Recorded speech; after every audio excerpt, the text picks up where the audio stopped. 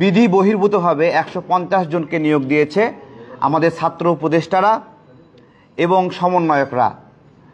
উপদেষ্টা আসিফ মাহমুদ তার পিএস মোয়াজ্জেম হোসেনকে দিয়ে এই নিয়োগের সিংহভাগ সুপারিশের মাধ্যমে সে দিয়েছে। আর অপরদিকে উপদেষ্টা নাহিদ, সেও সুপারিশের মাধ্যমে ওয়াসায় গিয়ে নিয়োগ দিয়েছে। সাথে নাম রয়েছে নুসরাত তাবাসসুমের, সাথে নাম রয়েছে তৌহিদের, সাথে নাম রয়েছে নাজমুলের।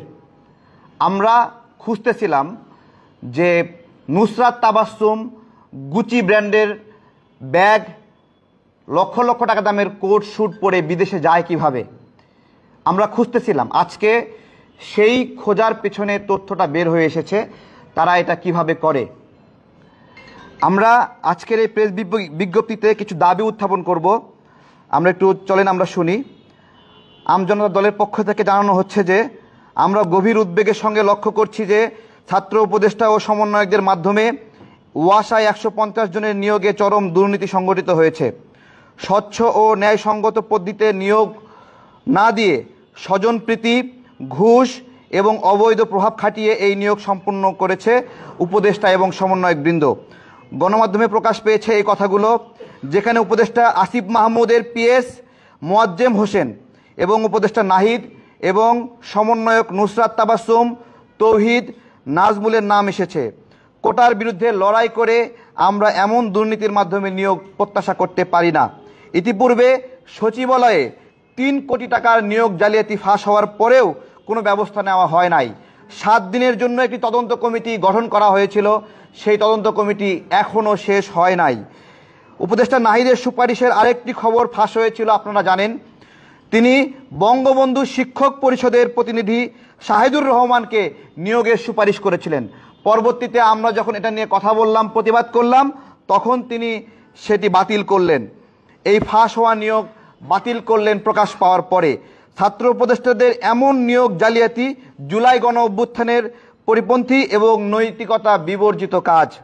আমরা এই প্রেক্ষিতে সরকারের নিকট হতে জোর কিছু দাবি জানাচ্ছি। 1 নম্বর দাবি, এই নিয়োগ জালিয়াতিতে জড়িত থাকায় উপদেষ্টা আসিফ মাহমুদ ও তার পিএস মোয়াজ্জেম হোসেনকে বহিষ্কার করতে হবে এবং তাদের বিরুদ্ধে আইনগত ব্যবস্থা নিতে হবে। সাবেক উপদেষ্টা নাহিদের নিয়োগ দুর্নীতি দুদক কর্তৃক তদন্ত করে আইনগত ব্যবস্থা নিতে হবে। সচিবালয় ও সরকারি অফিসসমূহে ছাত্র প্রতিনিধি নামের কর্তৃত্ববাদী সমন্বয়কদের অপসারণ করতে হবে এবং সচিবদের পাশে দুই পাশে যে দুজন আমরা শিশু সচিব দেখি, এই শিশু সচিবদেরকে এখান থেকে সরাতে হবে। মংলা বন্দর শ্রমিক সংঘের প্রধান উপদেষ্টা পদ হতে হান্নান মাসুদ ও অন্যান্য সমন্বয়কদের অপসারণ করতে হবে।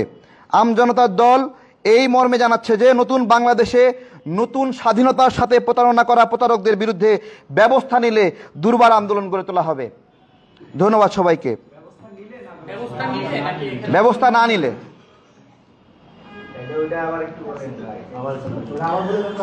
জি, আমজনতার দল এই মর্মে জানাচ্ছে যে নতুন বাংলাদেশে নতুন স্বাধীনতার সঙ্গে প্রতারণা করা প্রতারকদের বিরুদ্ধে ব্যবস্থা না নিলে দুর্বার আন্দোলন গড়ে তোলা হবে। জি জি, প্রশ্ন।